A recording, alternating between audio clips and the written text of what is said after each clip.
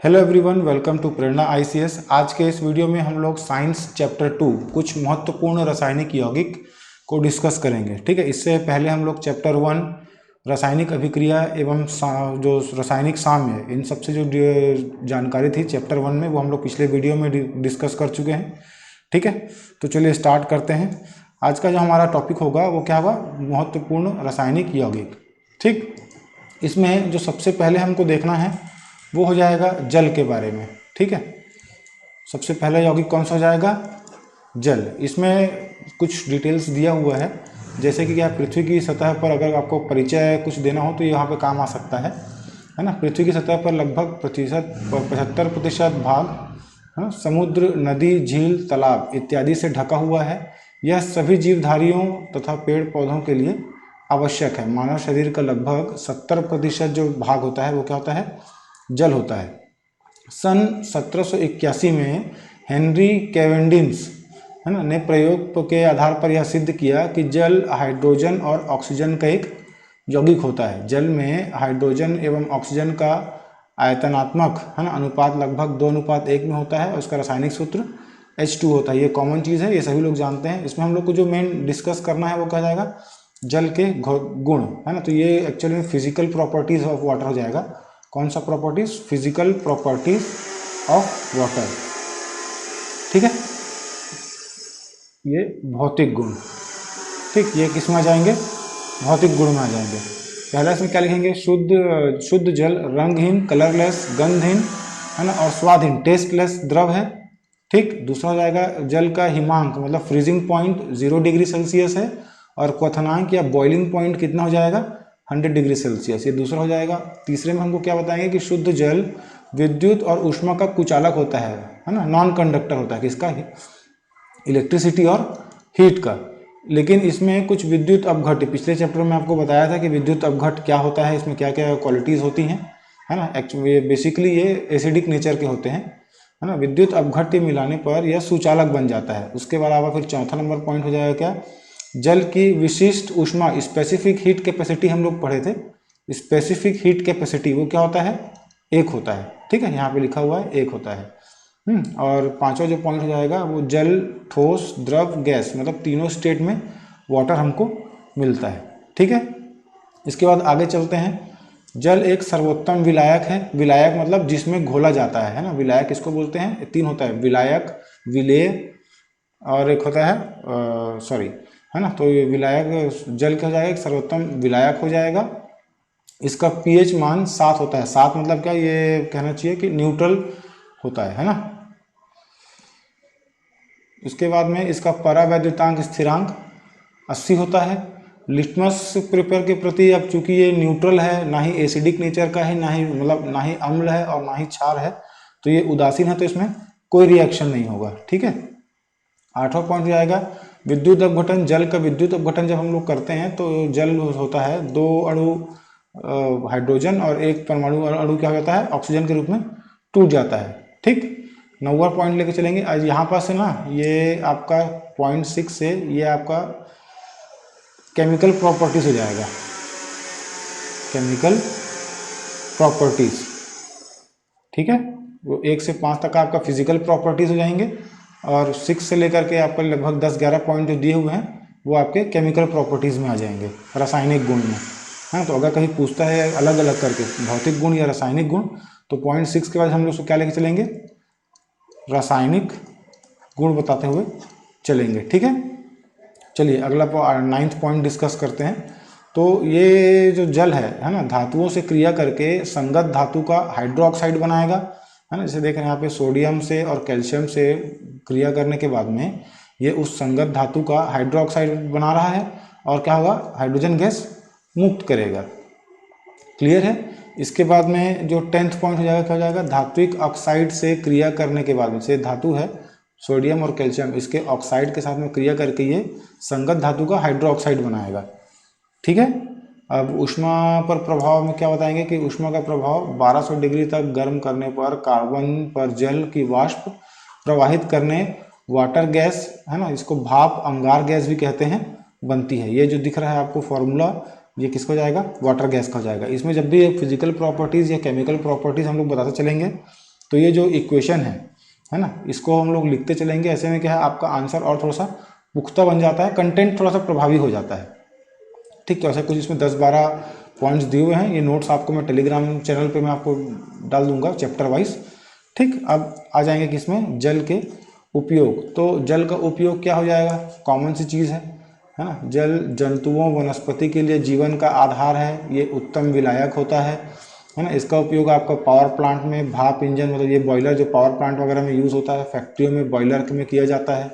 कपड़ा धोने व कपड़ा उद्योग में इसका उपयोग होगा। जल विद्युत उत्पादन में जल का उपयोग किया जाता है। ठीक, ठोस जल जो कि बर्फ होता है का उसका उपयोग वस्तुओं को ठंडा रखने के लिए, हम लोग को पता है कि कोई मतलब जो मछली वगैरह से सप्लाई करते हैं तो उसमें बर्फ़ के साथ में करते हैं, तो वो एक यूज़ में बता सकते हैं। अगला जाएगा, जल अनेक अभिक्रियाओं में उत्प्रेरक के रूप में प्रयुक्त होता है। तो ये कुछ 7-8 पॉइंट दिए हुए हैं, ये मोर देन सफिशिएंट है जनरली, लेकिन हमको क्या है 5 पॉइंट याद करके रखना चलता होता है। अब जल के बाद जो हमारा अगला यौगिक हो जाएगा, महत्वपूर्ण यौगिक हो जाएगा क्या, कपड़ा धोने का सोडा है ना, वॉशिंग सोडा। इसको धावन सोडा भी कहते हैं। इसका रासायनिक सूत्र जो होगा Na2CO3 है ना, इसको ठीक है, इसको ये लेके चलेंगे, सोडियम बाइकार्बोनेट और 10 H2O, नहीं ये sodium carbonate, sorry sodium bicarbonate खाने का सोडा हो जाता है, इसमें आगे मिलेगा हमको है ना, सोडियम बाइकार्बोनेट। ठीक, ये खाने का सोडा।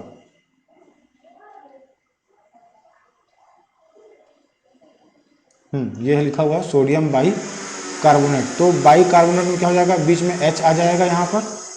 ठीक है, बाइकार्बोनेट में बीच में H आ जाता है और उसमें H नहीं रहेगा, Na2CO3 हो जाएगा। तो इसको ऐसे याद रखिएगा, जो सोडियम बाइकार्बोनेट क्या हो जाता है, देखो सोडियम बाइकार्बोनेट का Na2HCO3 यही है। नहीं ये 2 नहीं रहेगा यहाँ पर। देखिए सोडियम बाइकार्बोनेट का क्या फॉर्मूला बनता है, सोडियम बाइकार्बोनेट हो जाएगा NaHCO3। ये क्या हो जाएगा, बाई कार्बोनेट है ना। तो इसको याद रखेंगे, बाई कार्बोनेट है ना, बाई से याद रखेंगे, बाई क्या करती है, खाना बनाती है, खाना बनाती है। तो ये बाई कार्बोनेट जो हो जाएगा वो खाने का सोडा हो जाएगा। और जो सिर्फ सोडियम कार्बोनेट है, सोडियम कार्बोनेट Na2CO3, ये क्या हो जाएगा, धावन सोडा है ना, या फिर कपड़ा धोने का सोडा हो जाएगा। ठीक है, तो ये ऐसे याद रहेगा, इसको कोड बना के रख सकते हैं। काफ़ी कंफ्यूजन होता है, मैं भी बहुत कंफ्यूज होता हूँ इसमें। ठीक है, तो इसको ऐसे कोड बना के याद रखेंगे। चलिए अगला इसमें देखते हैं कि इसका उत्पादन कैसे किया जाता है। तो इसके उत्पादन में सोडियम क्लोराइड NaCl है ना, इसको ब्राइन भी बोलते हैं। क्या बोलते हैं, ब्राइन या नमक। साधारण नमक का सूत्र आपको पता है NaCl ही होता है, सोडियम क्लोराइड। ठीक, उसके बाद अमोनिया NH3 और चूना पत्थर CaCO3। ये जो 3 चीज़ें हैं ये बेसिक चाहिए होती हैं किसके निर्माण में, धावन सोडा के निर्माण में। ठीक है, या फिर सोडियम कार्बोनेट बोल सकते हैं। इसमें चलो इसका जो प्रक्रम है, प्रोसीजर देखते चलते हैं कैसे बनता है। ठीक, तो इसमें क्या करेंगे, सबसे पहले देखो इस प्रक्रम में सोडियम क्लोराइड, जिसे ब्राइन भी कहते हैं, को अमोनिया से संतृप्त करके कार्बोनेटिंग मीनार, जिसमें अनेक छिद्र युक्त प्लेटें लगी होती हैं, के शीर्ष से अमोनियम ब्राइन को प्रवाहित करते हैं। इस मीनार के आधार से कार्बन डाइऑक्साइड ऊपर की ओर प्रवाहित करते हैं। इस प्रकार अमोनियम ब्राइन कार्बन डाइऑक्साइड से संयुक्त होकर सोडियम बाइकार्बोनेट का निर्माण करते हैं। देखो सबसे पहले क्या होगा, हमको इसमें क्या मालूम है कि क्या क्या चीज़ चाहिए होते हैं। एक तो सोडियम क्लोराइड चाहिए, दूसरा अमोनिया चाहिए और तीसरा चूना पत्थर चाहिए। तो सबसे पहले ना चूना पत्थर को, इसमें आगे केमिकल रिएक्शन दिया हुआ है उसको देखते चलते हैं सीधे। देखो ये सबसे पहले क्या है, इसको हम लोग ऐसा लिस्ट करते चलते हैं। ये इसको पहले नंबर में लिख लेंगे, सोडियम कार्बोनेट है, चूना पत्थर, जिसको गर्म करने से कैल्शियम ऑक्साइड और कार्बन डाइऑक्साइड में ये डिवाइड हो जाएगा। फिर ये जो कैल्शियम ऑक्साइड है, इस कैल्शियम ऑक्साइड का जल के साथ क्रिया करके इसको बुझा हुआ चूना है ना, कैल्शियम हाइड्रोक्साइड बना लेंगे। ठीक, फिर ये जो कैल्शियम हाइड्रोक्साइड होगा, जो हमारा मेन रिएक्शन है ये वाला है ना, ये जो सबसे पहला पार्ट है, इसको एक काम करेंगे, इसको नंबर 1 लेके चलते हैं। ये नंबर 1 का रिएक्शन हो जाएगा। इसी रिएक्शन में ही काम है, बाकी ये सब तो कहाँ पे कैसे रीयूज़ हो रहा है वो है। अगर आपको ये बाकी नीचे की चीज़ें भी अगर याद नहीं रह पाती हैं ये, तो उतना ज़रूरी नहीं है, लेकिन ये वाला रिएक्शन लिखना ज़रूरी है क्योंकि यही मेन रिएक्शन है जो होगा, है ना। ये क्या हो जाएगा, ये मेन पार्ट हो जाएगा। इसमें क्या होता है, सोडियम क्लोराइड, अमोनिया, जल, कार्बन डाइऑक्साइड का आपस में रिएक्शन होकर के ये सोडियम बाइकार्बोनेट बन जाएगा। ये बाइकार्बोनेट है ना, ये कुछ अलग दिख रहा है, शायद मिस्टेक होगा। सोडियम बाइकार्बोनेट और अमोनियम क्लोराइड NH4Cl दोनों बनाएगा। अब ये सोडियम जो बाइकार्बोनेट है ये तो खाने का सोडा होता है, ठीक, और ये NH4Cl अमोनियम क्लोराइड है, तो इसकी जो आगे क्रिया होगी, है ना, ये जो बुझा हुआ चूना के साथ में, ये नीचे में बुझा हुआ चूना है, इसके साथ में NH4Cl के साथ में जब इसका अभिक्रिया होगा तो ये CaCl2 है ना, कैल्शियम क्लोराइड, अमोनिया और जल बनाएगा।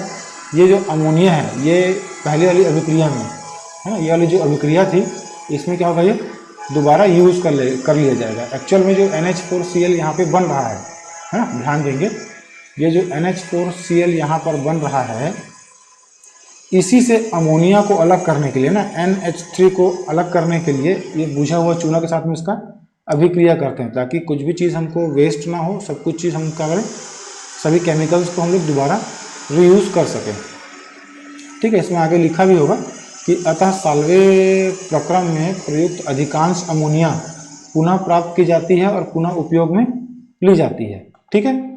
तो ये केमिकल रिएक्शन क्लियर है। जो जो चीज़ें हमको जरूरत पड़े, क्या, अमोनियम क्लोराइड है ना, सॉरी सोडियम क्लोराइड, अमोनिया और ये कार्बन डाइऑक्साइड और कैल्शियम हाइड्रोक्साइड, अमोनिया को रिसाइकल करने के लिए, है ना, पुनः इस्तेमाल करने के लिए हम लोग उसका इस्तेमाल करेंगे। तो यहाँ पर हमको मैक्सिमम कार्बन डाइऑक्साइड, अमोनिया, जल, ये सब दोबारा रीयूज़ हो जाता है। जो रीयूज़ नहीं होता है वो आपका सोडियम क्लोराइड है, ठीक है।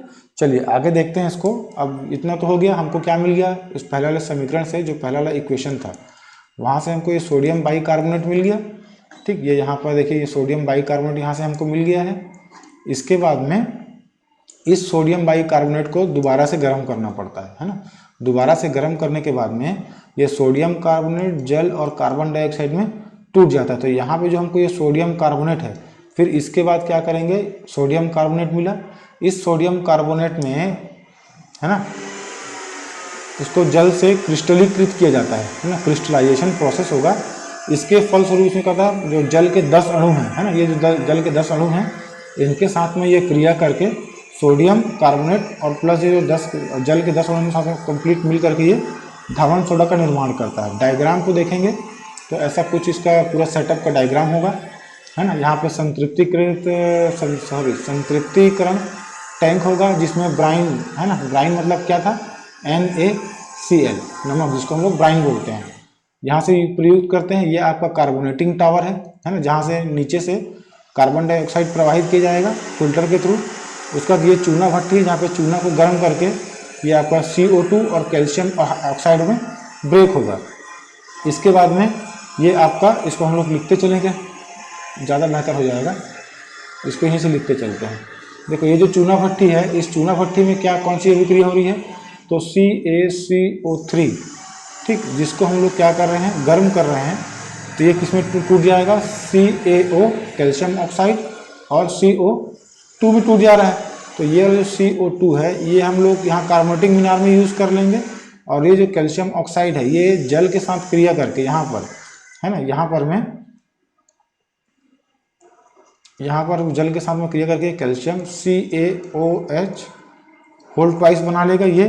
फिर इस अभिक्रिया से जो हमको NH4Cl प्राप्त हुआ था, NH4Cl, ये दोनों की यहाँ पर हम क्रिया करा के इस जो अमोनियम टावर है यहाँ पे हम लोग NH3 को पुनः फिर से वापस रिसाइकल कर लेंगे। तो जो केमिकल रिएक्शन है एक्चुअल में, ऊपर में जो केमिकल रिएक्शन हम लोग अलग देखे थे, वो अलग अलग टावर में जो रिएक्शन हो रहा है वो उसके हिसाब से था। तो इसको साथ में मतलब डायग्राम के बाजू में अगर केमिकल रिएक्शन लिख देंगे तो वो ऊपर बाद में फिर लिखने का झंझट खत्म हो जाएगा, ठीक है।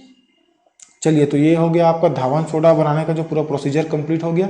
इसके बाद में जो हमको आगे देखना है क्या हो जाएगा, धावन सोडा के गुण धर्म, प्रॉपर्टीज ऑफ वॉशिंग सोडा। क्या क्या होता है, ये पारदर्शी क्रिस्टलीय ठोस होता है, जल में विलेय होता है।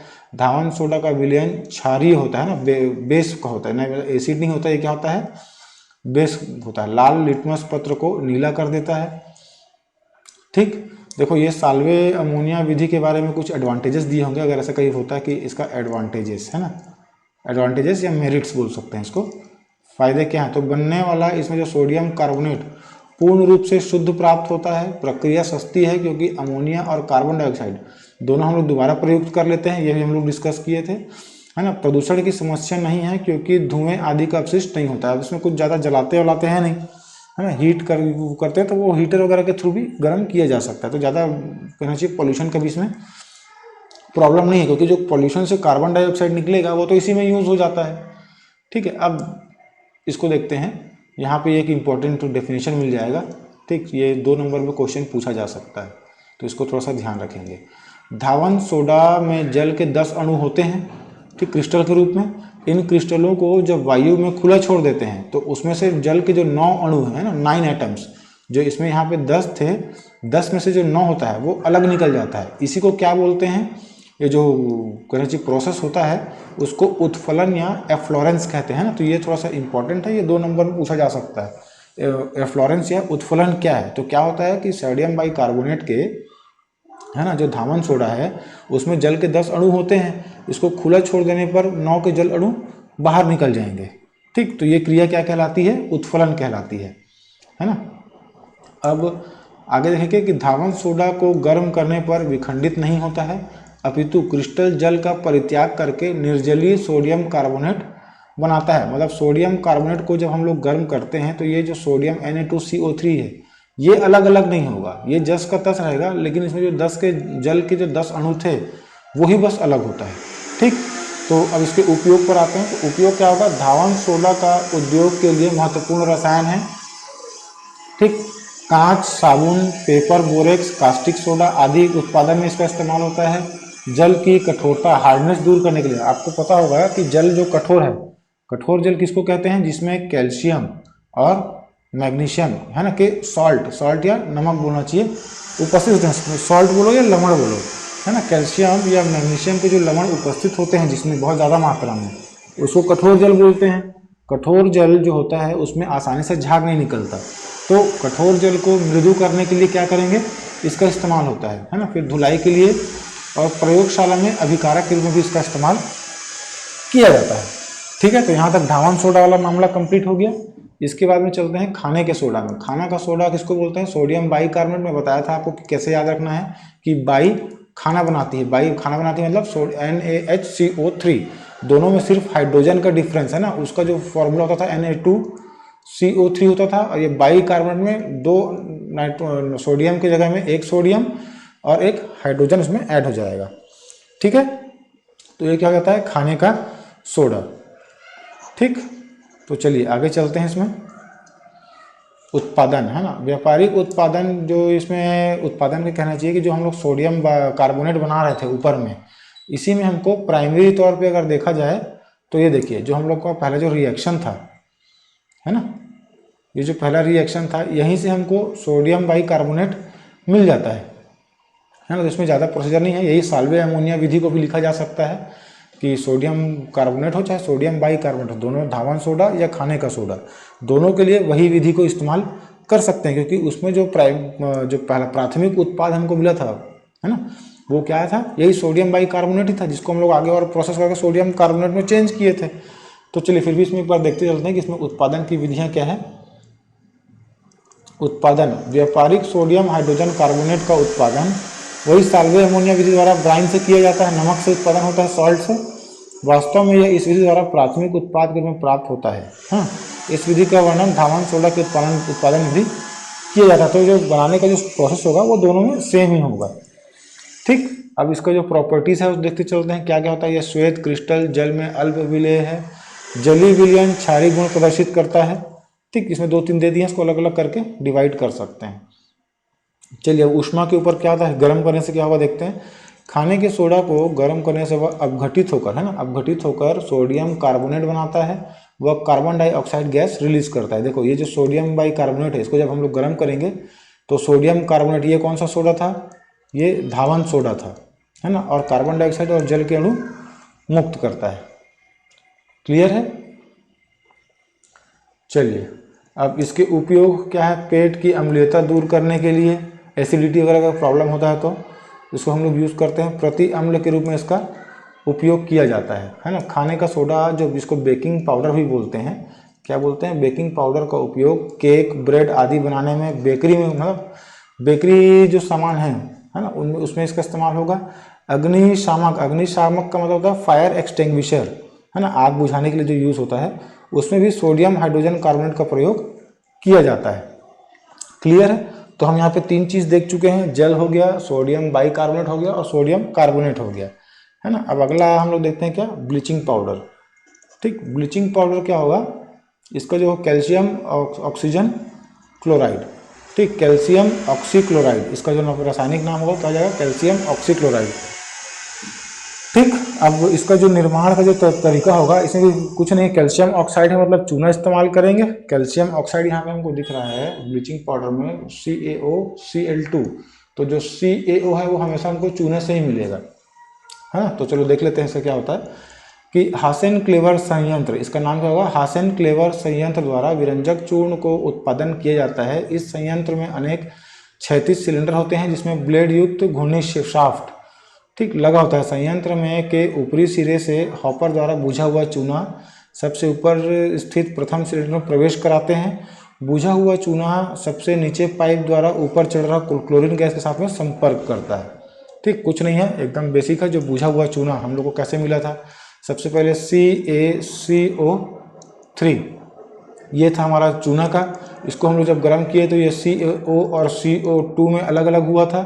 फिर ये जो CaO है, ये CaO जिसको जल के साथ क्रिया कराने से ये हमको बुझा हुआ चूना प्राप्त होता है। इस बुझा हुआ चूने को क्लोरीन गैस के साथ में जब क्रिया कराएंगे तो हमको क्या मिलेगा, विरंजक चूर्ण या ब्लीचिंग पाउडर प्लस कुछ जल के अणु मुक्त होंगे। ठीक है, आसान है, कुछ नहीं है। चूना पत्थर लिए, गर्म किए तो कैल्शियम ऑक्साइड और कार्बन डाइऑक्साइड में टूट गया, है ना। तो जो कैल्शियम ऑक्साइड था उसका जल के साथ क्रिया करके बुझा हुआ चूना बना लिए, कैल्शियम हाइड्रोक्साइड। उस कैल्शियम हाइड्रोक्साइड से क्लोरीन का जब क्रिया होगा तो विरंजक चूर्ण हमको प्राप्त होगा। ज़्यादा लेंदी नहीं है, ठीक है। अब विरंजक चूर्ण के गुणधर्म क्या होगा, विरंजक चूर्ण हमको पता है, नाम से ही क्लियर है ये। ठीक, एक पीला रंग का श्वेत चूर्ण है जो कि क्लोरीन की तीक्ष्ण गंध देता है, मतलब तीखा बदबू किसका आएगा, क्लोरीन का आता है ना। विरंजक चूर्ण को जब वायु में खुला छोड़ देते हैं तो इससे धीरे धीरे क्लोरीन गैस बाहर निकल आती है तथा यह कार्बन डाइऑक्साइड, तनु सल्फ्यूरिक अम्ल व तनु हाइड्रोक्लोरिक अम्ल, सल्फ्यूरिक अम्ल क्या होता है H2SO4, हाइड्रोक्लोरिक अम्ल होता है HCl, है ना, और कार्बन डाइऑक्साइड CO2 के साथ में अभिक्रिया कर क्लोरीन गैस प्रदान करता है। चलिए देखें ये क्या है, पहले कैल्शियम ऑक्साइड का कार्बन डाइऑक्साइड के साथ क्रिया करवाया तो ये कैल्शियम कार्बोनेट बन गया, फिर से चूना बन जाता है, क्लोरीन बाहर हो गया इसमें से। ठीक, क्लोरीन गैस यहाँ से उड़ निकल जाता है। ऐसा जो डायरेक्शन बनाते हैं इसका मतलब ये क्या है कि वो गैस बन के मुक्त हो रहा है ना, वायुमंडल में प्रवेश कर जाता है। दूसरा क्या दिए हैं कि HCl के साथ क्रिया करने पर भी ये क्लोरीन गैस मुक्त करेगा और सल्फ्यूरिक एसिड के साथ भी क्रिया करके क्लोरीन गैस मुक्त करता है। ठीक, तो ये इसके प्रॉपर्टीज़ हो गए। उपयोग में वही बस बेसिक आ जाएगा कि विरंजक चूर्ण नाम से ही क्लियर हो रहा है कि ये सूती कपड़ा, है ना, और लिनियन के विरंजन में, विरंजन मतलब कलर को हटाने के लिए इस्तेमाल होता है। विरंजन मतलब वास्तव में क्या होता है, कलर फेड करने के लिए या हटाने के लिए। कागज उद्योग में इस्तेमाल होगा, पेयजल को रोक, हाँ ये चीज़ इंपॉर्टेंट है कि क्या होता है, जो विरंजक चूर्ण है उसको पीने का जो टैंकर वैंकर होता है ना, जैसे सीमेंट का टैंकर है या मेटालिक टैंकर है, पानी सप्लाई के लिए जो काम आता है, उसमें हम लोग इसको यूज़ करते हैं। क्लोरोफॉर्म CH3, शायद CH3Cl ऐसा कुछ होता है, मेरे को एग्जैक्टली भी ध्यान नहीं है, आगे देखेंगे हम लोग। क्लोरोफॉर्म के उत्पादन में होगा ऊन को सिकुड़ने से, सिकुड़न रहित बनाने के लिए। ठीक, जो ऊनी कपड़े होते हैं, स्वेटर वगैरह है, उसकी धुलाई वगैरह में इसको इस्तेमाल करते हैं। ठीक, तो हमारे यहाँ पे 4 कंप्लीट हो गए। पांचवें हम लोग देखते हैं प्लास्टर ऑफ पेरिस, POP जिसको बोलते हैं, आजकल घरों वगैरह को डिज़ाइन करने के लिए POP का इस्तेमाल होता है। ठीक, तो प्लास्टर ऑफ पेरिस क्या है, ये कैल्शियम सल्फेट हेमीहाइड्रेट है ना, ये देखेंगे इसको, calcium sulphate hemihydrate CaSO4 into half H2O होता है, जिसमें जिप्सम CaSO4 2H2O को 100 डिग्री पर गर्म किया जाता है तो वो अपना 3/4 जल, मतलब 3/4 जो जल का पार्ट है, 3/4 जल का जो पार्ट है उसको रिलीज कर देता है। देखो जैसे ये जिप्सम है, सीमेंट में यूज होता है जिप्सम, CaSO4 2H2 होता है, तो इसको गर्म करेंगे 373 केल्विन, है ना, 100 डिग्री सेल्सियस या फिर 373 केल्विन में गर्म करने से ये कैल्शियम सल्फेट हेमीहाइड्रेट, जिसको क्या बोलते हैं, प्लास्टर ऑफ पेरिस, ये बनाता है। ठीक है, अब प्लास्टर ऑफ पेरिस का क्या यूज़ होगा, मैंने आजकल देखते हैं कि इंटीरियर, घर के इंटीरियर वगैरह डिज़ाइन करने में इसका यूज़ होता है।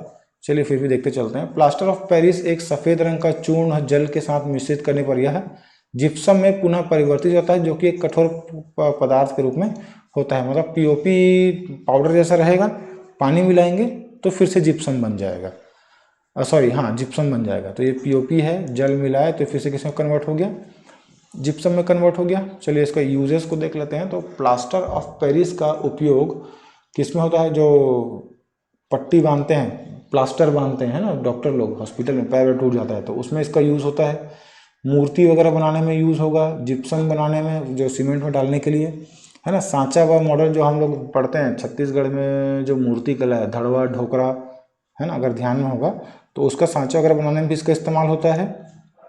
ठीक, और किस में इस्तेमाल होता है, चौक बनाने में, जो व्हाइट बोर्ड में लिखने के लिए चौक होता है वो बनाने के लिए इस्तेमाल होता है। ठीक है, तो ये हो गया आपका प्लास्टर ऑफ पेरिस है, काफ़ी छोटा सा है, कुछ नहीं किए हैं। जो जिप्सम था, है ना, CaSO4 2H2O, उसको गर्म किए, गर्म करने से वो अपना जो जल के जो 2 अणु थे उसका 3/4 भाग छोड़ देगा।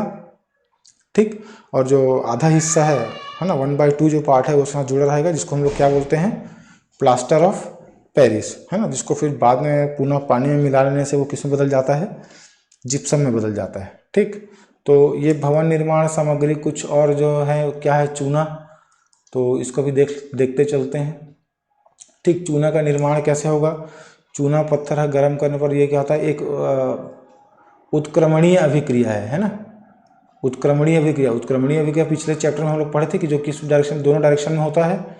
ठीक, तो ये क्या हो जाएगा, कैल्शियम कार्बोनेट को चूना भट्टी में 1000 डिग्री सेल्सियस में 1273 केल्विन पर गर्म करने पर चूना होता है। इसको ना गर्म करने से अवघटित होकर चूना व कार्बन डाइऑक्साइड गैस में अलग अलग हो जाता है। ठीक है, तो ये जो CaO है, कैल्शियम ऑक्साइड, यही क्या बनेगा, हमको फाइनल प्रोडक्ट बनेगा। यही बहुत ईजी है, इसका ही प्रोसीजर का ये डायग्राम दिया हुआ है, कुछ नहीं किए हैं। क्या है, जो कैल्शियम कार्बोनेट था CaCO3, उसको हम लोग गर्म किए, गर्म करने के बाद में वो कैल्शियम ऑक्साइड और कार्बन डाइऑक्साइड में अलग हो जाता है। इसमें ये प्रक्रम इसका दिया हुआ है ना, नोट्स में आपको ये कंप्लीट डिटेल्ड में रहेगा। अगर देखते हैं तो एक बार फिर भी रीड आउट करते चलेंगे हम लोग। चूना बनाने के लिए प्रयुक्त चूना भट्टी दिखाया गया है। ठीक है, चूना भट्टी को उस के आधार के समीप भट्टी के पार्श्व पर स्थित अग्नि बॉक्सों में, है ना, जो जलते हुए कोयले द्वारा गर्म किया जाता है। जब चूना पत्थर को भट्टी के शीर्ष से अंदर डाला जाता है तो वह अग्नि बॉक्सों में आ रही गर्म गैसों द्वारा गर्म हो जाता है और अपघटित होकर चूना या कैल्शियम ऑक्साइड में बदल जाता है। चूना भट्टी के आधार तल पर एकत्रित हो जाता है। ये देखो यहाँ पर ये एकत्रित हो रहा है, ये वाला जो पार्ट है वहाँ पर, ठीक, एकत्रित हो जाता है। उसके बाद में जहाँ से इसको निकाल लिया जाता है, कार्बन डाइऑक्साइड को उसका कैल्शियम, है ना, उसका कैल्शियम ऑक्साइड के साथ पुनः संयोजन रोकने के लिए भट्टी के शीर्ष के समीप एक निकास द्वारा निकाल दिया जाता है। मतलब उसको एयर वेंट लगा देते हैं ताकि कार्बन डाइऑक्साइड जो है वो पुनः इसके साथ में क्रिया करके वापस से चूना पत्थर ना बना ले। ठीक, तो यही चूना की बात आगे हम लोग किस में देखेंगे, सीमेंट में देखेंगे। ठीक, तो सीमेंट में क्या होगा, जो बेसिक ये जो 7 टाइप के जो दिख रहे हैं हमको, है ना, सीमेंट कोई रासायनिक यौगिक नहीं है, यह अनेक पदार्थों का मिश्रण है। हम लोग क्या देख रहे हैं, सीमेंट। ठीक, CEMENT, सीमेंट। सीमेंट क्या है देखते चलते हैं, इसमें क्या क्या रहता है। तो इसमें कैल्शियम ऑक्साइड मिलेगा, चूना, silica, aluminium, magnesium, iron, sulphur. ठीक, हम लोग यहाँ पे क्या देख रहे हैं, पूरा जो भी है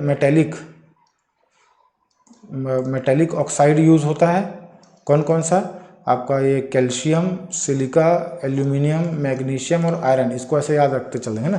कैल्शियम, सिलिकॉन बोलता हूँ, सिलिका, एल्यूमिना और मैग्नीशियम, आयरन, है ना, ये जो 5 है मेटल्स हैं, इनके ऑक्साइड कर लेंगे। एक सल्फर हो जाएगा, सल्फर भी शायद मेटल में ही काउंट होता है, सल्फर। और बाकी कुछ जो 3% है क्षारकीय ऑक्साइड है। इसके परसेंटेज को एक बार अच्छे से कर लेंगे, क्योंकि परसेंटेज हो सकता है कि पूछ ले। ठीक है, इतने के बाद में इसका जो निर्माण की विधि है उसको देखते हैं। है ना। तो ये इसके इंग्रेडिएंट्स होना चाहिए, ये हो जाएंगे कि क्या क्या चीज़ें आवश्यक होती हैं सीमेंट बनाने के लिए। अब इसका आगे जो प्रोसीजर है उसको देखते हैं। कच्चा माल इसमें क्या क्या लगेगा, चूना पत्थर, चिकनी मिट्टी और जिप्सम। ठीक, तो प्रोसीजर में सबसे पहले क्या होगा, गारा बनाना। क्या होता है, पीसा हुआ चूना पत्थर, है ना, पीसा हुआ आपका चूना पत्थर और घुली हुई चिकनी मिट्टी को जल मिलाकर बारीक पीस लेते हैं, जिसे एक गाढ़ा मिश्रण बन जाता है। इसी गाढ़े मिश्रण को गारा कहते हैं। तो गारा क्या होता है, चूना पत्थर मिट्टी दोनों को पीस करके मिक्स करके पेस्ट बना लेंगे, वो क्या हो जाएगा, गारा। ठीक, दूसरा घूर्णी भट्टी, एक रोटेशनल टावर होता है, उसमें इसको डाल देंगे, डाल करके इसको गर्म करते हैं, है ना। देखते हैं क्या है इसमें। गारे को एक घूर्णी भट्टी में ऊपर से डाल देते हैं। ठीक है, यह भट्टी 4 से 5 मीटर व्यास, 125 मीटर लंबा बेलन के जैसा होता है, जो कि क्षैतिज से थोड़ा सा तिरछा है ना, थोड़ा सा तिरछा से स्ट्रक्चर होगा, जिसको ऊपर से डालते चलेंगे। ऐसा एकदम हॉरिजॉन्टल नहीं रहेगा ना, एकदम वर्टिकल नहीं रहेगा, थोड़ा सा बीच का तिरछा हो जाएगा। तो उसके बाद में भट्टी में एक सिरे पर ईंधन जैसे कोयले का चूर्ण जलाया जाता है और गर्म गैसें बर्नर द्वारा भट्टी के दूसरे सिरे की ओर भेजी जाती है। भट्टी में डाला गया पत्थर धीरे धीरे भट्टी के दूसरे सिरे तक पहुंचता है। भट्टी के सबसे गर्म भाग का टेम्परेचर लगभग 1600 डिग्री के आसपास में होगा। इस उच्च ताप पर चूना पत्थर तथा चिकनी मिट्टी में रासायनिक अभिक्रिया होगी, फलस्वरूप सीमेंट क्लिंकर बनेगा। मतलब चूना पत्थर और चिकनी मिट्टी को कुछ नहीं करना, बेलनाकार एक हल्का तिरछा टाइप का रहेगा, उसको एक तरफ से गर्म करते जाएंगे, 1600 डिग्री तापमान रहेगा, ऊपर से उसमें गिराते जाएंगे। गिराने के बाद में वो दोनों में आपस में रिएक्ट करके एक छोटा छोटा लंप जैसा बन जाएगा ना। लंप मतलब छोटा छोटा, क्या छत्तीसगढ़ी में ढिंढा बोलते हैं जिसको, है ना, वैसा टाइप का बन जाएगा, उसी को क्या बोलते हैं, क्लिंकर। ठीक, अब आगे क्या होगा, भट्टी से प्राप्त सीमेंट छोटे छोटे कंकड़ों के रूप में होते हैं, वही हम लोग बताया था, जिसको क्लिंकर बोलते हैं। अब इस क्लिंकर को ठंडा करने के बाद में, है ना, उसमें थोड़ा सा लगभग 2 से 3% ही जिप्सम मिलाते हैं। देखो उसमें जिप्सम मिलाने का क्या लॉजिक होता है कि जो हमको भी यहाँ से सीमेंट मिला, वो सीमेंट क्या होता है, तुरंत हार्ड हो जाता है। तो है ना, जैसे पानी वानी मिला है तो तुरंत हार्ड हो जाएगा। तो जैसे में अगर मकान वगैरह बनाना है, जैसे सीमेंट मिक्स किया आधे घंटे में वो हार्ड हो गया, तो ऐसे में काम सही तरीके से नहीं हो पाएगा। तो उसका जो सेटिंग टाइम है ना, सेटिंग मतलब जो हार्डनिंग टाइम है, उसको बढ़ाने के लिए उसमें क्या मिलाया जाता है, जिप्सम मिलाया जाता है। तो जिप्सम का काम और कुछ नहीं है, जिप्सम सीमेंट में उसको जो जमने की उसकी दर है उसको वो धीमा कर देता है। ठीक है, ये इसमें यहाँ पे दिया भी हुआ है कि सीमेंट में जिप्सम मिलाने का उद्देश्य, है ना, जिप्सम क्या होता है कि सीमेंट में जब जल मिलाया जाता है तब जिप्सम सीमेंट के प्रारंभिक जमाव को धीमा कर देता है। यह धीमा जमाव 2 प्रकार से सहायता करता है। धीमे जमाव क्ले सीमेंट के साथ काम करने में आसानी होगी, है ना, इससे सीमेंट का अत्यधिक दृढ़ीकरण होता है, मतलब इससे ज़्यादा बहुत ज़्यादा कठोर बनता है सीमेंट। ये सीमेंट बनाने का जो संयंत्र है उसका यहाँ पर ये डायग्राम दिया हुआ है। ठीक है, चलो आगे इसमें जो रिएक्शन होता है वो देख लेते हैं, है ना। सबसे पहले क्या है, चूना पत्थर हम लोग लिए थे। ठीक, चूना पत्थर गर्म करेंगे तो वो चूना और कार्बन डाइऑक्साइड में टूट जाएगा। मैग्नीशियम कार्बोनेट को भी वैसे मैग्नीशियम ऑक्साइड और कार्बन डाइऑक्साइड में टूटते चलेगा। फिर ये जो कैल्शियम ऑक्साइड है सिलिका के साथ में रिएक्ट होकर कैल्शियम सिलिकेट बना लेगा। फिर वही कैल्शियम ऑक्साइड एल्यूमिनियम, देखो पहले कैल्शियम कार्बोनेट मैग्नीशियम कार्बोनेट, ये दोनों किस में टूटा, कैल्शियम ऑक्साइड मैग्नीशियम ऑक्साइड में टूटा, कार्बन डाइऑक्साइड गैस रिलीज हो गया यहाँ से। ठीक, उसके बाद में ये जो कैल्शियम ऑक्साइड हमको यहाँ पर मिला है ना, ये कैल्शियम ऑक्साइड है, इसकी क्रिया पहले सिलिका के साथ फिर एल्यूमिनियम के साथ में। ठीक है, तो क्या बन जाएगा, कैल्शियम सिलिकेट और कैल्शियम एल्यूमिनेट बन जाएगा, है ना। अब यहाँ पे देखेंगे कि ये दो हैं, तो इसको डाई कैल्शियम ट्राई कैल्शियम बनाने के लिए फिर से एक बार कैल्शियम ऑक्साइड से रिएक्ट कराएंगे। देख रहे हैं यहाँ पे 2 और 3 में यूज़ हो रहा है। ठीक, फिर वो सिलिका के साथ में करके ट्राई कैल्शियम एल्यूमिनेट बन जाएगा। फिर उसको एक बार एल्यूमिनियम और आयरन के साथ में रिएक्ट करके टेट्रा कैल्शियम एल्यूमिनेट फेराइट बनाते चलेंगे। तो ये रिएक्शन है इसमें, है ना, सीमेंट निर्माण में। देखो अगर आप एक्सप्लेनेशन नहीं भी देते हो ना, मेंस में अगर लिखने के लिए होता है और ये केमिकल रिएक्शंस को भी लिखते चलते हैं तो उसमें मार्क्स सेटल हो सकते हैं, है ना, दिक्कत ज़्यादा नहीं हो सकती, क्योंकि लिखने का ज़्यादा होगा नहीं इसमें। अब सीमेंट का जमना, ठीक है, यहाँ तक केमिकल रिएक्शन वगैरह कंप्लीट हो गया। इसके बाद देखेंगे क्या, सीमेंट को बारीक रेत और पानी के साथ मिलाकर रखने से पत्थर के समान कड़ा हो जाता है। उसमें उपस्थित कैल्शियम सिलिकेट और कैल्शियम एल्यूमिनेट में जल योजन से कोलाइडी जेल जल युक्त सिलिका क्या सिलिसिक अम्ल बनता है। ठीक है, उसी के साथ ही कैल्शियम सिलिकेट और कैल्शियम एल्यूमिनेट का थोड़ा जल अपघटन भी होता है, जिससे कैल्शियम हाइड्रोक्साइड और एल्यूमिनियम हाइड्रोक्साइड बनता है। जल योजित कोलाइडी जेल को निर्जल होने की वजह से वह कठोर हो जाता है। अंत में यह कठोर सिलिका जेल में परिवर्तित हो जाता है। ये फ्लो चार्ट है ना। फ्लो चार्ट क्या है, सीमेंट बनाने के लिए क्या लिए, चूना पत्थर लिए थे, मिट्टी लिए थे, दोनों को पिक्स करके मिक्स किए। मिक्स करने के बाद गर्म करने से वो क्लिंकर बन गया। क्लिंकर को फिर बाल में ले जाके और बारीक पीस लिए, है ना। बारीक पीसने के बाद में उसमें 2 से 3% हम लोग क्या किए, जिप्सम मिला दिए। फिर जो फाइनल उनको जो प्रोडक्ट प्राप्त होता है उसको क्या बोलते हैं, पोर्टलैंड सीमेंट, है ना। छत्तीसगढ़ में जो सीमेंट उद्योग है हमको पता है, बलौदा बाजार फेमस है उसके लिए। ठीक, उसको सीमेंट हब बोलते हैं बलौदा बाजार को। फिर भी ये 2-4 सीमेंट फैक्ट्रीज के नाम यहाँ पे दिए हुए हैं। अब सीमेंट का सब्स्टिट्यूट, ठीक, सब्स्टिट्यूट मतलब सीमेंट की जगह में कोई ऐसा और पदार्थ जिसको हम लोग यूज़ कर सकें। क्या हो रहा है, सीमेंट की मांग दिन प्रतिदिन बढ़ती ही जा रही है, अतः सीमेंट के प्रतिस्थापी बनाने का प्रयास भी लगातार जारी है। इसमें एक फ्लाई ऐश, है ना, फ्लाई ऐश जो कि कैल्शियम सिलिकेट से बनाई जाती है, जो स्टील उद्योग में उत्पादित की जाती है। यह सस्ती होती है और सीमेंट की कीमत को घटने के लिए मिलाई जाती है। यह सीमेंट का गुणवत्ता को प्रभावित नहीं करता। फ्लाई ऐश अगर आप लोग देखे होंगे, उससे आजकल ईंटें बनते हैं। 2 टाइप की ईंटें होती हैं, एक लाल कलर का होता है, रेड कलर का, जो कि किससे बनता है, आपका मिट्टी से बनता है, और दूसरा एक ब्लैक कलर का ईंट आता है, काला कलर, काफ़ी बड़े बड़े साइज़ में होते हैं। अक्सर वो सरकारी भवन वगैरह निर्माण होता है तो वहाँ वो इस्तेमाल होता है। वो जो ईंटा बनता है ब्लैक वाला, उसी को फ्लाई ऐश ब्रिक्स कहते हैं। ठीक है, तो चलिए अगला टॉपिक हम लोग देखते हैं, क्या है, कांच। कांच हमको मालूम है, ये कांच का एक बेसिक फार्मूला यहाँ पर दिया हुआ है, R2X R2O YMO, जहाँ पे R जो है वो क्षार धातु जैसे सोडियम या पोटेशियम, M जो हो जाएगा द्विसंयोजक धातु जैसे लीड या कैल्शियम, और X और Y ये जाएगा क्या, अणुओं की संख्या। ठीक है, तो कांच के बाद में फिर उसका निर्माण का वो देख लेते हैं हम लोग, निर्माण कैसे होगा। तो कांच के निर्माण में उपयोग होने वाले विभिन्न पदार्थ कौन कौन से हो जाएंगे, आपका एक सिलिका, क्षार धातु, द्विसंयोजक धातु, ऑक्साइड या रंग उड़ाने वाले पदार्थ। ठीक है, इसमें हम लोग को कांच में कलर डालने के लिए अलग अलग टाइप का केमिकल यूज़ करते हैं कलर के लिए, जो लेकिन जो बेसिक क्या हो जाएगा, सिलिका, क्षार धातु, है, ये सिलिका, ये क्षार धातु और एक द्विसंयोजक धातु, ये 3 चीज़ होगा जिसको हम लोग बेसिक रूप में यूज़ करेंगे। ठीक है, देखो ये कलर के लिए है ना। इसको देखो सबसे पहले लाल रंग के लिए, है ना, ये जो लाल कलर है इसके लिए कौन से होगा, क्यूप्रस ऑक्साइड और सिलेनियम ऑक्साइड, ये 2 अलग अलग है। क्यूप्रस ऑक्साइड भी यूज़ कर सकते हैं, सिलेनियम ऑक्साइड भी यूज़ कर सकते हैं। ठीक, नीला रंग के लिए कौन सा केमिकल यूज़ होगा, कोबाल्ट ऑक्साइड। देखो सबका ना यहाँ पे ऑक्साइड ही यूज़ हो रहा है। ठीक है, सीमेंट में भी हम सबका जो धातु थे, मेटल्स थे, उनका भी ऑक्साइड ही हम यूज़ कर रहे थे।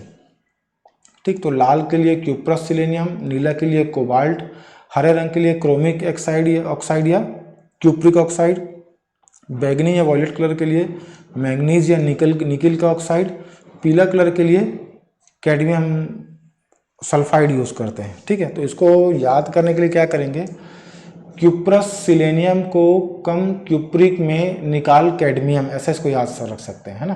कैसे कि ये जो सबका जो अपने हिसाब से कोड बना लेंगे, मैं ऐसे ही कोड बना के इसको याद किया था, है ना। क्यूप्रस सिलेनियम को कम क्यूप्रिक में निकाल कैडमियम।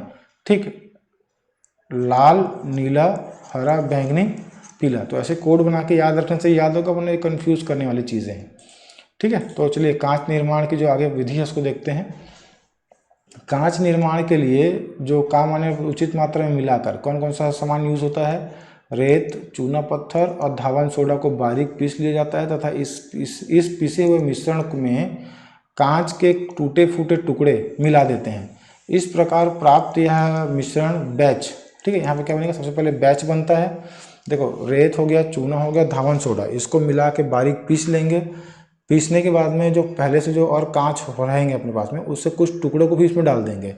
तो क्या क्या डल गया, रेत, चूना, धावन सोडा और कांच के टुकड़े, इन सबको मिलाकर जो एक मिश्रण बनेगा उसको क्या बोलेंगे हम लोग, बैच, है ना। उसको क्या बोलते हैं, बैच बोलते हैं। ठीक है, ये कहाँ पे है, ये आपका ये बैच हो गया। ठीक, इस मिश्रण को एक भट्ठी में डाल करके, है ना, इसको हौज भट्ठी बोलते हैं, में भरकर वायु अंगार गैस द्वारा लगभग 1400 डिग्री सेल्सियस तक गर्म किया जाता है। मतलब अंगार गैस का क्या मतलब है कि इसको डायरेक्ट हम लोग आग के इसके नीचे में नहीं जलाएंगे, इसके साथ में गर्म हवा प्रवाहित करेंगे, है ना। तो गर्म हवा को क्या बोलते हैं, अंगार गैस बोलते हैं। टेम्परेचर कहाँ तक पहुँच जाएगा, 1400 डिग्री तक पहुँच जाएगा। कांच के टुकड़े, है ना, मिलने के साथ में क्या होता है, देखो, कांच के टूटे टुकड़े मिलाने से व्यर्थ पड़ा कांच तो काम आ ही जाता है, साथ ही कांच बनाने की प्रक्रिया अपेक्षाकृत अच्छी तरह से पूर्ण होती है और पदार्थ का मिश्रण शीघ्रता से गल जाता है।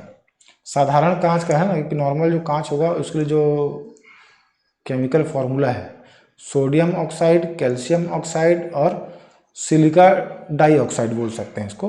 तो Na2O CaO और 6SiO2 इसको यूज़ करते हैं। ठीक, ये दिया हुआ है सोडियम कार्बोनेट, कैल्शियम कार्बोनेट और सिलिका, तीनों को रिएक्ट करने के बाद में ये हमको प्राप्त होगा और कार्बन डाइऑक्साइड गैस रिलीज होगी। ठीक है, अब आगे क्या है, जब तक कार्बन डाइऑक्साइड के बुलबुले रहते हैं, है ना, जैसे अभिक्रिया हो रही है, इसको उबाल रहे हैं गर्म हवा से, तो जब तक कार्बन डाइऑक्साइड के बुलबुले रहते हैं तब तक गर्म करते रहना है। मतलब जब तक पूरे से कार्बन डाइऑक्साइड नहीं निकल जाएगा बाहर, है ना, तब तक उसको क्या करेंगे, गर्म करेंगे। कांच बनाने की यह प्रक्रिया अति धीमी है, अतः इसे पूरा होने में काफ़ी समय लग जाता है। ठीक, ये संयंत्र दिया हुआ है कि किसमें, ये देखो यहाँ से गर्म हवा प्रवाहित करेंगे, है ना, ये यहाँ से गर्म हवा जाएगी। ठीक, ये आपका पिघला हुआ पूरा मटेरियल है जो सब हम लोग मिक्स किए थे, यहाँ से हवा बाहर आएगी प्लस कार्बन डाइऑक्साइड भी बाहर आ जाएगा। ठीक, अब पिघले हुए कांच को जो मोल्टन हमको मिलेगा उसको कैसे यूज़ करना है, तो अनुभवी ग्लास ब्लोअर अपनी फूंकनी ब्लो पाइप के सिरे पर पिघले हुए कांच की उपयुक्त मात्रा लेकर सांचे में रखकर धीरे धीरे फूंक मारकर इच्छित रूप और इच्छित आकार की वस्तुएं तैयार कर लेता है। आजकल के क्या बड़े बड़े कारखानों में यह कार्य मशीनों द्वारा किया जाता है, परंतु छोटे उपकरण और छोटी छोटी वस्तुएं जैसे कप या वो सब बनाने के लिए पुराने विधि द्वारा ही तैयार किया जाता है। ये एक फ्लो चार्ट भी हमको मिल जाएगा। ठीक, ये फ्लो चार्ट देखते चलेंगे, इसमें हम लोग क्या क्या मिलाए थे ये कांच निर्माण के लिए। तो सैंड, लाइमस्टोन, कास्टिक पोटास जिसको हम लोग धावन सोडा बोलते हैं, ठीक है, ग्लास के टुकड़े, ये 4 चीज़ हम लोग मिलाए थे।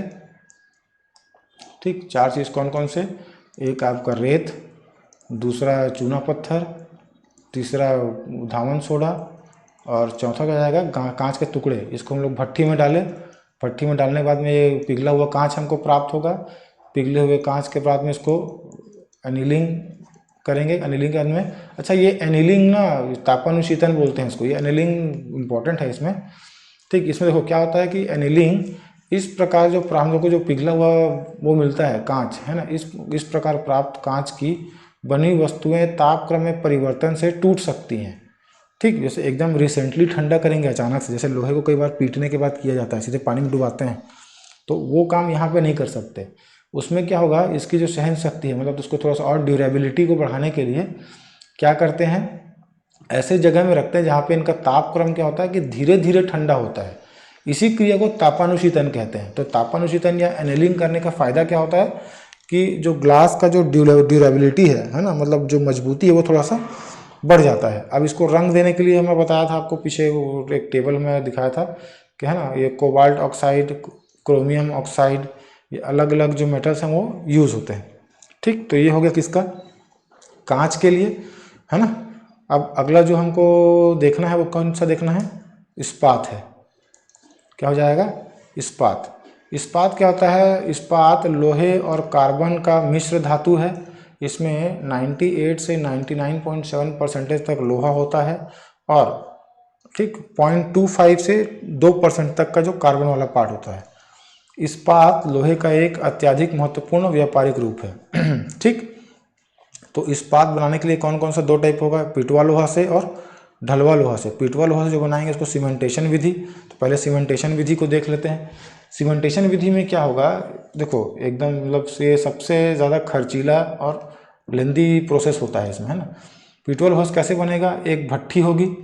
ठीक, भट्ठी में जो पिटवा लोहा का जो कहना चाहिए रॉड होगा, है ना, टुकड़े या रॉड जैसा भी हमारे पास में पिटवा लोहा जिस रूप में भी उपलब्ध है उसको लेंगे, साथ में कोयले का कुछ वो लगाएंगे, फिर उसको क्या करेंगे 1000 डिग्री तक में गर्म करेंगे। कब तक? 8 से 10 दिन तक। मैंने क्या बताया कि एक भट्ठी होगी, भट्ठी में पिटवा लोहा का रॉड और कुछ कोयला ले करके उसको गर्म करेंगे। कितना तक? ताप तक 1000 डिग्री सेल्सियस तक गर्म करेंगे 8-10 दिन के लिए। 8-10 दिन के बाद में क्या होता है कि जो कोयला था, कोयला का जो कार्बन मोनोऑक्साइड रिलीज होगा, गर्म होगा, तो वो क्या करता है सलाखों द्वारा एब्जॉर्ब हो जाती हैं, अवशोषित कर ली जाती हैं।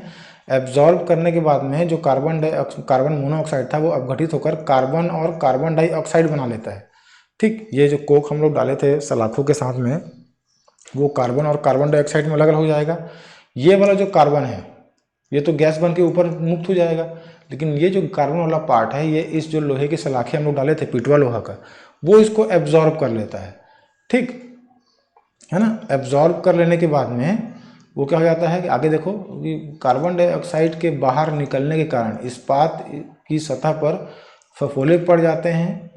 अतः इस प्रकार प्राप्त इस्पात को फफोलेदार इस्पात कहते हैं। इस इस्पात बनाने की ये प्राचीन व महंगी विधि है ना। प्राप्त इस्पात कठोर होता है व समय अधिक लगता है। ठीक, तो जो सीमेंटेशन विधि था उसमें हम लोग क्या किए, एक भट्ठी लिए, भट्ठी में हम लोग इस्पात डाले, इस्पात के साथ कुछ कोयला भी डाले, फिर इसको यहाँ से बोल सकते हैं ऐसे गर्म किए, है ना। कितना डिग्री तक? 1000 डिग्री सेल्सियस तक गर्म करेंगे। कितने दिन के लिए? 8 से 9 दिन तक। जो यहाँ पे हम कोयला डाले थे, ठीक है, ये कोयला डाले थे तो ये मोनोऑक्साइड बनाएगा। मोनोऑक्साइड कार्बन और CO2 में रिलीज बनेगा, टूटेगा, कार्बन डाइऑक्साइड हवा में उड़ जाता है। ये कार्बन जो लोहे की सलाखें थी, है ना, ये इसको एब्जॉर्ब कर लेगा। एब्जॉर्ब करने के बाद में थोड़ा सा गर्म या पिघला हुआ अवस्था में रहेगा। कुछ कार्बन डाइऑक्साइड में मोल्टन उसमें लोहा में रहेगा जो धीरे धीरे करके रिलीज होते जाएगा। ये जो इसमें जो बुलबुले पड़ जाएंगे कार्बन डाइऑक्साइड रिलीज होने के कारण, इसको क्या बोलेंगे? फफोलेदार इस्पात बोलेंगे। ठीक, तो क्या किए, लोहे की सलाखें थी, कार्बन अपचय उसमें वो हो गया, एब्जॉर्ब हो गया, तो क्या बन गया? इस्पात बन गया। ठीक, अब दूसरा देखते हैं हम लोग। पहला पिटवा लोहा से था, अब ये दूसरा ढलवा लोहा से देख लेते हैं। इजी है पहला वाला प्रोसीजर, ज़्यादा इसमें डिफिकल्ट नहीं है। ठीक, तो इसमें सबसे पहले क्या हो जाएगा? बेसिमर प्रक्रम। ठीक, ये हेनरी बेसिमर द्वारा प्रयोग में लाया गया था। जब पिघला हुआ ढलवा लोहा में वायु प्रवाहित की जाती है तो कार्बन और गंधक के अपद्रव्य ऑक्सीकृत हो जाते हैं और शुद्ध लोहा शेष रह जाता है। इस शुद्ध लोहे में कार्बन को अपने हिसाब से जो भी अमाउंट डालना है वो डालेंगे। ठीक, इस प्रकार यह इस्पात में परिणित हो जाता है। यह क्रिया लोहे के विशेष प्रकार के बर्तन में रखी जाती है जिसे बेसिमर परिवर्तक कहते हैं। देखो इसमें ये बेसिमर परिवर्तक हो गया। ठीक, इसमें सेम प्रोसीजर है जो आपका पिटवा या ढलवा लोहा होगा, उसको इसमें डाल देंगे। डालने के बाद में उसको गर्म करेंगे। गर्म करने से क्या होगा? सल्फर वल्फर जो अशुद्धियाँ होती हैं, है ना, वो सब इसमें से वेपराइज होकर निकल जाएगा। इसके बाद में जो पिघला हुआ हमको लोहा यहाँ पे जो मिलेगा, है ना, पिघला हुआ लोहा जो हमको यहाँ पे मिलेगा उसमें हम अपने इच्छा अनुसार, है ना, मतलब जैसे क्वालिटी चाहिए, जितना कार्बन डालते हैं, अलग अलग वैरायटी के स्टील बनते हैं, उसके हिसाब से हम लोग कार्बन इसमें ऐड करेंगे और फिर इसको ठंडा कर लेंगे। ठीक, तो बेसिमर प्रवर्तक है ना, इसको देख लेते हैं कि इसका काम कैसे होता है। तो यह लोहे का एक बना हुआ नाशपाती के आकार का बर्तन होता है जो अंदर से खोखला होता है। इसकी तली में कुछ छिद्र होते हैं। इन्हीं छिद्रों द्वारा इस पात्र में वायु प्रवाहित की जाती है। ठीक है, इस बर्तन को आसानी से क्षैतिज या देखो सीमेंट का जो मिक्सचर मशीन आता है ना, जिसमें सीमेंट वगैरह डाल के मिक्स करते हैं, फिर उसको धीरे से पलटा के निकाल लेते हैं। सेम टू सेम उसी टाइप का स्ट्रक्चर है। ठीक, इसके 2 प्रकार होंगे। कौन कौन सा? एक अम्लीय बेसिमर और एक क्षारीय, है ना, एसिडिक और बेसिक। अम्लीय बेसिमर में क्या हो जाएगा कि सतह पर सिलिका का अस्तर लगा होगा, है ना, सिलिका का अस्तर होगा। इसके बाद पिघला हुआ ढलवा लोहा, इसमें फास्फोरस और गंधक के अपद्रव्य ना हो डालकर सीधा खड़ा कर दिया जाता है। तो वायु प्रवाहित करेंगे। वायु प्रवाहित करने के बाद में फिर ये इसमें रिएक्शन हो जाएगा। ठीक, सबसे पहले जो सिलिकॉन है और मैग्नीज ऑक्सीकृत होकर क्रमशः सिलिकॉन डाइऑक्साइड और मैग्नीज डाइऑक्साइड, ठीक, ये दोनों बन रहा है। ये दोनों संयोग करके धातुमल या स्लैग बना लेंगे। इसको क्या बोलते हैं? धातुमल या स्लैग। क्या बन जाएगा? ये स्लैग। ठीक, ये एक्चुअली में वेस्ट है, कचरा, इसको धातुमल कहते हैं, ये बाहर हो जाएगा। सिलिका का स्तर इस क्रिया में कोई भी भाग नहीं लेगा, तो केवल इसलिए लगाया जाता है ताकि अन्य पदार्थ लोहे से ना क्रिया कर लें। मतलब इसमें जो हम लोग सिलिका का जो कोटिंग किए थे वो इसलिए किया जाता है ताकि इसमें जो लोहा, जो उबलता हुआ लोहा रहेगा, उसमें कोई और होना चाहिए कि जो तत्व हैं वो ना मिल जाए, है ना, या उसके साथ में रिएक्ट या अभिक्रिया ना कर लें। इसके बाद कार्बन का ऑक्सीकरण होता है, कार्बन मोनोऑक्साइड बनेगा। बाकी फिर प्रोसीजर वही सेम होगा, है ना, जैसे पिछले वाले में किए थे। मुंह पर नीली लौ से जलने लगती है। जब जलन समाप्त हो जाती है तो परिवर्तित्र में कार्बन से मुक्त लोहा शेष रह जाता है। इस लोहे में कार्बन की आवश्यक मात्रा, है ना, स्पिगेल लोहा, कार्बन और मैंगनीज का मिश्र धातु के रूप में मिला दी जाती है। इस प्रकार प्राप्त इस्पात को सांचे में ढाल लेते हैं। ठीक, अब दूसरा पढ़ लेते हैं, क्या है, क्षारीय बेसेमर प्रवर्तक। तो अम्लीय बेसेमर प्रवर्तक कुछ खास नहीं था, सेम टू सेम ये इसी के जैसा ही ये भी प्रोसीजर है, सीमेंटेशन विधि में जैसा पढ़े थे कि एक पात्र होगा, इसमें सिलिका का अस्तर लगा रहेगा। ठीक, लोहा डालेंगे, उबालेंगे, सिलिका और मैंगनीज आपस में क्रिया करके स्लैग बना लेगा, है ना। उसका जो पिघला हुआ लोहा रहेगा उसमें हम लोग ये मैंगनीज, कार्बन और लोहा, इसका जो मिश्र धातु है वो अपन उसमें ऐड कर देंगे। आवश्यकता अनुसार पिघला हुआ लोहा को अपन किसी सांचे में गिरा करके उसको अपने जो भी एक्सपेक्टेड डिज़ाइन या कुछ भी हमको बनाना है उसके हिसाब से इसमें प्राप्त हो जाएगा। ठीक, तो चलिए क्षारीय बेसेमर प्रक्रम में देख लेते हैं क्या होता है। यदि ढलवा लोहा में फास्फोरस का अपद्रव्य हो तो उपयुक्त विधि द्वारा इस्पात नहीं बनाया जा सकता। ठीक है, मतलब अगर कहना चाहिए जो अम्लीय बेसेमर प्रवर्तक था, प्रक्रम था, वो कब यूज़ नहीं होगा, जब आपका जो कहना चाहिए वो धातु है जो हमको बनाना है, अगर उसमें फास्फोरस है तो पुराना अम्लीय वाला इस्तेमाल नहीं कर सकते। क्यों नहीं कर सकते हैं बता रहे हैं, केवल फास्फोरस के नाम से। ठीक है, यही डिफरेंस रहेगा दोनों में। तो उपयुक्त विधि द्वारा इस्पात नहीं बनाया जा सकता।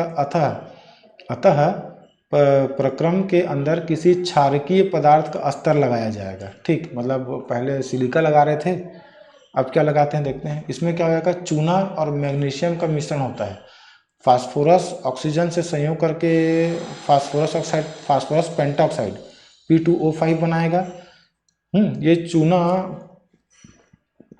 फास्फोरस पेंटाऑक्साइड से मिलकर कैल्शियम फास्फेट या धातुमल बना लेते हैं। धातुमल या स्लैग बताया था इसको, जिसको अलग कर लिया था। ठीक है, तो इसमें ये स्लैग बन रहा है ना, 3 कैल्शियम और 4 ऑक्सीजन फास्फोरस के साथ में, और यहाँ ऊपर में मैग्नीज और सिलिका का धातुमल बन रहा था। तो यही डिफरेंस है दोनों में। ठीक, अब बेसेमर विधि का लाभ व हानि देख लेते हैं क्या है। इस विधि में किसी प्रकार के ईंधन का उपयोग नहीं होगा। यह विधि सस्ती व समय कम लगती है। अपद्रव्य पूरी तरह ऑक्सीकृत नहीं होते, धातुमल अधिक मात्रा में बनता है। तो ये एक डिसएडवांटेज हो गया इसका, ये वाला पार्ट, है ना। प्राप्त इस्पात घटिया किस्म का होता है। अच्छा, इसका उपयोग पुलों के लिए इस्पात के ढांचे बनाने में तथा इमारतों में होता है ना। मतलब घटिया किस्म का जो प्राप्त होगा उसको पुल बनाने के लिए और इमारत बनाने के लिए किया जाता है। एक दूसरा मेथड भी है, क्या, सीमन मार्टिन विधि। चलो इसको देखते हैं क्या होता है ना। सीमन मार्टिन विधि में, ठीक, सीमन मार्टिन विधि में क्या होगा कि यह इस्पात बनाने की आधुनिक विधि है। इस विधि में अशुद्धियों का ऑक्सीकरण वायु द्वारा ना करके फेरिक ऑक्साइड के द्वारा किया जाता है। किसके द्वारा किया जाता है, Fe2O3, ठीक है, किया जाता है। इस विधि में एक विशेष प्रकार की भट्ठी होती है जिसका तल उथला और खुला रहता है। इसके भीतरी भाग में अम्लीय विधि के लिए सिलिका और क्षारकीय विधि के लिए चूना और मैग्नीशियम, मतलब जो अम्लीय विधि होगा, एसिडिक प्रॉपर्टीज अगर होगा उसमें तो सिलिका, और अगर बेसिक प्रॉपर्टी है तो चूना और मैग्नीशियम का अस्तर लगा रहता है। इस भट्ठी को प्रोड्यूसर गैस या वायु अंगार गैस द्वारा गर्म करते हैं। ठीक है, डायरेक्टली इसको आग के कांटेक्ट में ला करके गर्म हवा प्रवाहित करेंगे। चूल्हे में आने के पहले प्रोड्यूसर गैस को काफ़ी गर्म कर लेते हैं। यह भट्ठी जलकर लगभग 1800 डिग्री सेल्सियस ताप देता है। भट्ठी को गर्म करने के बाद उसके उथले तल पर 70 से 80% ढलवा लोहा, 20 से 30% आपका लोहे का छीलन और हेमेटाइट, ठीक, डाल देते हैं। ढलवा लोहा में उपस्थित कार्बन ऑक्सीकृत होकर कार्बन मोनोऑक्साइड बनाता है तथा बाहर निकल जाता है। अन्य अशुद्धियाँ जैसे sulphur, phosphorus, silica, manganese hematite द्वारा ऑक्सीकृत कर ली जाती है। ठीक है, तो सेम प्रोसीजर है, इसमें एसिडिक और बेसिक दोनों एक साथ हो जाएगा। एसिडिक के लिए सिलिका यूज़ कर लेंगे, है ना, एसिडिक के लिए सिलिका यूज़ हो जाएगा, और जो बेसिक हो जाए उसके लिए CaO और मैग्नीशियम ऑक्साइड यूज़ कर लेंगे। ठीक, बाकी सब सारा कुछ प्रोसीजर सेम है ना। इसमें आपका ये केमिकल रिएक्शन दिया हुआ है ना, ये Fe2O3 जो कि हेमेटाइट है, कार्बन के साथ में क्रिया करके लोहा और कार्बन मोनोऑक्साइड मुक्त करेगा, फिर ये इसी सल्फर के साथ एक्ट करके सल्फर डाइऑक्साइड गैस बनाएगा। यहाँ भी आयरन रिलीज कर दिया जाएगा। उसके बाद में फास्फोरस, सिलिका, मैग्नीज ये सब के साथ में क्रिया करने के बाद हमको यहाँ पे आयरन जो धातु है वो अलग मिल जाएगा। ठीक है, अब इन क्रियाओं से बनने वाली कार्बन मोनोऑक्साइड और सल्फर डाइऑक्साइड बाहर निकल जाता है। शेष अशुद्धियाँ भट्टी के स्तर से क्रिया करके धातुमल बनाएंगे। ठीक, तो ये 1 2 3 है ना, ये कैल्शियम फास्फेट, कैल्शियम सिलिकेट और मैग्नीज सिलिकेट, ये 3 टाइप की हमको अशुद्धियाँ इसमें से निकलेंगी, है ना। उसके बाद में थोड़ी थोड़ी देर में बाद भट्टी से इस्पात की कुछ मात्रा निकाल कर उसमें कार्बन की मात्रा ज्ञात करते हैं। अच्छा, जैसे अगर इसमें जो लोहा उबल रहा है उसमें से कुछ अमाउंट हम लोग निकाल लेंगे, निकालने के बाद उसको टेस्टिंग करेंगे लैब में कि उसमें जो कार्बन का जो परसेंटेज है वो कितना है। अब जब हमको इसमें वांछित मतलब जो एक्सपेक्टेड कार्बन का परसेंटेज है जब वो हमको मिल जाएगा, है ना, तो फिर उसको हम लोग क्या करेंगे, उस लोहे को ढाल करके सांचे के हिसाब से बना लेंगे, है ना। तो ये पूरा जो प्रक्रम में 8 से 10 घंटे का समय लगता है। ठीक है, चलो अब जो हम लोग डेसिमर प्रक्रम देखे थे और सीमेंट मार्टिन देखे थे, दोनों में एक कंपैरिजन दिया हुआ है। क्या है इसमें, इस विधि द्वारा लोहे के छिलन या लोहे के अयस्क से सीधा इस्पात बनाया जाता है। किसी भी किस्म का ढलवा लोहा काम में लाया जा सकता है। ठीक है, ये दोनों एडवांटेजेस हो गएंगे इसके। तीसरा क्या है, इसमें लोहा धातु मल के रूप में बहुत कम नष्ट होता है। ठीक, स्लैग में ज़्यादा है ना, जो गंदगी निकलती है, वेस्ट प्रोडक्ट जो मिलता है उसमें ज़्यादा लोहा नहीं होगा क्योंकि इसमें वायु नहीं धोखी जाती। ठीक है, यह प्रक्रम धीमा है अतः इसके ताप पर नियंत्रण रखा जा सकता है। पांचवा, समय समय पर इसमें बनने वाले इस्पात का परीक्षण किया जाता है। हम लोग यहाँ थोड़ी देर पहले बताए थे कि जो कार्बन टेस्टिंग करते हैं इसमें कि कितना % कार्बन आ रहा है वो, है ना, तो इसमें ज़्यादा उसमें वो नहीं रहेगा। ठीक, छठवां पॉइंट क्या जाएगा, प्राप्त इस्पात सर्वत्र समान तथा उच्च कोटि का होता है। ठीक है, सातवां पॉइंट क्या जाएगा कि यह लोहे से लगभग 90% उत्पाद प्राप्त होता है। ठीक, तो ये हमारा चैप्टर 2 यहाँ पे कंप्लीट हो गया है ना। चैप्टर 2 में हम लोग को कौन कौन सी चीज़ें हम लोग देखे, एक जल देख लिए, जल के बाद हमको कपड़े धोने का सोडा, उसके बाद में धावन सोडा हो जाएगा, है ना, खाने का सोडा, खाने का सोडा के बाद में विरंजक चूर्ण, ब्लीचिंग पाउडर के बाद में प्लास्टर ऑफ पेरिस, फिर चूना और सीमेंट हम लोग देख लिए हैं। चूना और सीमेंट के बाद में आपको कांच मिल जाएगा, है ना। हाँ ठीक, कांच कर लिए, कांच के बाद में इस्पात। तो टोटल 5-6 जो महत्वपूर्ण यौगिक हैं जिसको हम लोग अभी डिस्कस कर चुके हैं, है ना। इसमें एक कुछ टू द पॉइंट भी यहाँ पे स्मरणीय तथ्य दिया होता है, उसको भी पता लेते हैं कि 2 भाग हाइड्रोजन तथा 1 भाग ऑक्सीजन की क्रिया के फलस्वरूप बना पदार्थ जल कहलाता है। जल एक सर्वोत्तम विलायक है। जल की पहचान क्या करेंगे, चूने पर जल डालने पर ऊष्मा निकलती है। कोबाल्ट क्लोराइड से शुष्क नीले क्रिस्टल पर जल डालने पर वह लाल हो जाता है। तो ये कुछ स्मरणीय तथ्य 8-10 पॉइंट दिए हुए हैं। ठीक है, तो ये चैप्टर कंप्लीट हो जाता है। उसके बाद में ये जो अभ्यास प्रश्न दिए हुए हैं, क्वेश्चन आंसर, है ना, इसका जो क्वेश्चन आंसर का जो PDF है, ठीक है, वो मैं ग्रुप में डाल दूंगा, है ना, वो आपको आज दोपहर तक मिल जाएगा।